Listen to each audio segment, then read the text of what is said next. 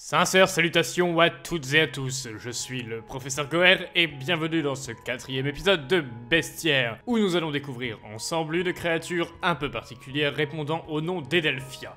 Cette noble créature vit dans les plaines fleuries en bordure des forêts, de préférence dans des lieux dégagés où la lumière du soleil est présente et où la flore est la plus abondante possible. On les retrouve notamment à quelques minutes des lacs, des rivières ou encore sur les bords des chemins qu'empruntent les Vidiens pour aller d'une ville à l'autre, qui en profitent pour admirer la beauté des Edelphia. Car en effet, si l'Edelphia est tant appréciée et admirée des Vidiens, c'est en partie pour son apparence aussi étrange que ravissante. Il s'agit d'un animal massif, pouvant peser jusqu'à 200 kg et mesurer jusqu'à 1,60 m. Les mâles portent des bois sur le sommet de leur crâne, la taille étant relative à la santé du porteur. Au premier coup d'œil, on pourrait penser que les Edelphia portent une veste, un manteau naturel appelé limbe, qui recouvre son dos ainsi que ses pattes avant, formant une collerette, plus imposante chez la femelle que chez le mâle.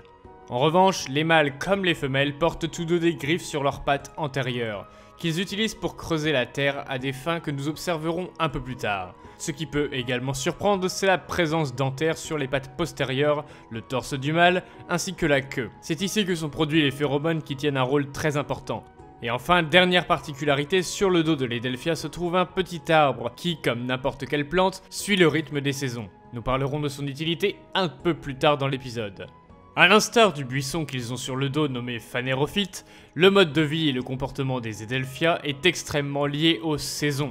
Vers la fin de la saison, au mai, qui pourrait s'apparenter au printemps, les petits naissent et commencent d'ores et déjà à chercher des fleurs dont le pollen est leur nourriture. Les premières années de leur vie consistent à se nourrir de la plus grande diversité de pollen possible afin d'améliorer les couleurs de leur collerette et la robustesse de leur pelage, pour ensuite arriver au bout de 2 ans à l'âge adulte. Pendant la saison chaude nommée Viridis, les Edelphia restent près des points d'eau et ne bougent que très peu afin d'économiser leur force.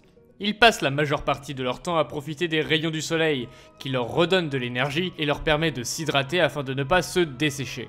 Durant la saison de transition qu'est Inellu, la température commence à redescendre de plus en plus. C'est durant cette période de l'année que les mâles commencent à s'affronter à grands coups de cornes pour les faveurs d'une femelle. Ils se servent de leur bois qu'ils entrechoquent pour montrer leur force et leur robustesse ainsi que leur agilité. Celui qui tombe au sol jusqu'à ne plus avoir assez d'énergie pour se relever perd le combat, et également ses chances de s'accoupler. Alors le mâle victorieux part avec la femelle et reste ensemble jusqu'à la fin de la saison.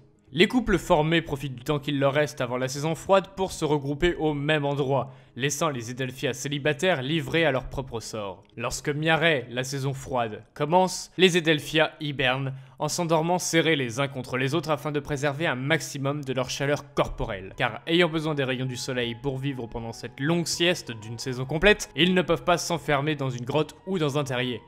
Leur façon d'hiberner reste un véritable plaisir à observer pour les Vidiens. Les Edelphia creusent un trou d'une trentaine de centimètres de profondeur environ pour y loger leur postérieur, avant que leur collerette ne s'enroule autour d'eux. Les mâles ayant perdu leur bois au tout début de la saison, les troupeaux d'Edelphia endormis ressemblent à des champs de fleurs colorées magnifiques. Il est donc très fréquent de croiser des grands groupes d'Edelphia endormis. Mais il arrive également qu'un Vidien puisse croiser un cocon d'Edelphia seul, isolé des autres. Il s'agit des Edelphia mâles qui n'ont pas réussi à trouver une femelle pour l'accouplement, qui restent seuls pour la saison froide et qui n'y survivront probablement pas. Mais et les prédateurs dans tout ça, me direz-vous? Pourquoi n'attaquent-ils pas les Edelphia lorsqu'ils sont en hibernation?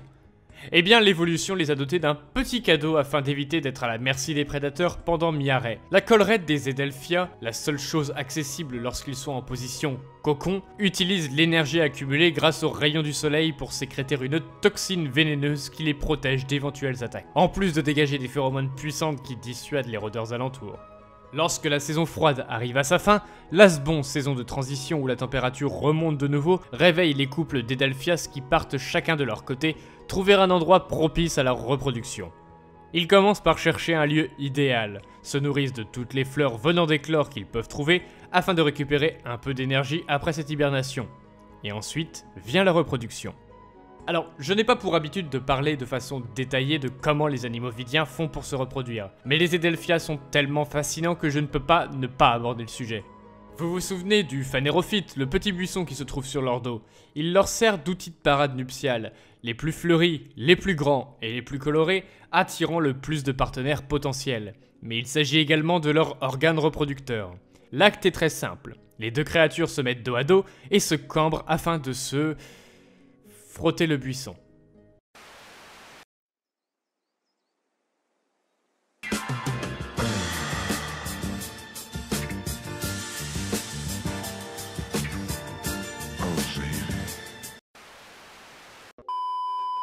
Et ainsi, le mâle dépose son pollen à même les fleurs de la femelle, qui, après quelques jours, pourra planter les fruits de son arbuste dans la terre.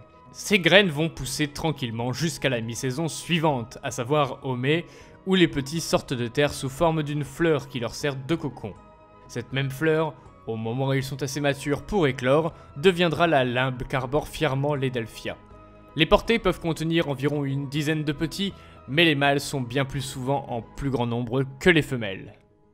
Pour ce qui est de leur durée de vie, ces mêmes mâles ont tendance à avoir une espérance plus courte que les femelles. Ces dernières vivent environ de 15 à 20 ans, tandis que les mâles, en raison des combats de la saison des amours, peuvent avoir une espérance de vie plus courte. Sachant que les vaincus, ceux qui restent célibataires, n'ont personne contre qui se blottir pendant l'hibernation, ils ont tendance à mourir de froid durant Miaré. La durée de vie d'un mâle varie donc de 10 à 15 ans. Sans oublier que leur alimentation joue un rôle catégorique dans leur durée de vie. Le pollen des fleurs leur permet d'obtenir des forces mais leur sert surtout à raviver les couleurs de leurs robes, ainsi que l'éclat de leur pelage. Mais ils ne peuvent pas se nourrir exclusivement de ça, et ont également besoin de la lumière du soleil. C'est pour cette raison qu'il est quasi impossible de trouver des Edelphia sauvages dans les grottes. Éventuellement, certains d'entre eux pourront se risquer à s'aventurer dans des forêts un peu denses, à la recherche de fleurs, mais ils n'y resteront pas plus d'une journée. Encore une fois, il s'agit d'un animal passif que les Vidiens ne chassent pas. Ces derniers ont compris l'importance qu'avaient les Edelphia dans la pollinisation et le cycle de la vie des plantes. En effet, se nourrissant de pollen, en créant eux-mêmes sur l'osanthère ainsi que sur leur phanérophyte, sans eux, le cycle des fleurs, des arbres et des fruits, et de la nature en général, serait impossible. Ils jouent un rôle capital dans le bon fonctionnement de l'écosystème. Certains villages vidiens vénèrent ces nobles créatures, telles des semi-divinités, leur faisant des offrandes ou les protégeant de certains prédateurs. Pour bon nombre de vidiens, les Edelphia sont des gardiens de l'écosystème, les maîtres de la nature, une frontière extrêmement fine entre la vie animale et la vie végétale. J'espère que vous aurez apprécié l'histoire de l'Edelphia. Sur ce, je ne vous redirige pas vers les réseaux sociaux, et comme le disent si bien les vidiens, ici à l'ère d'Ostrarbray, Chibri Salte.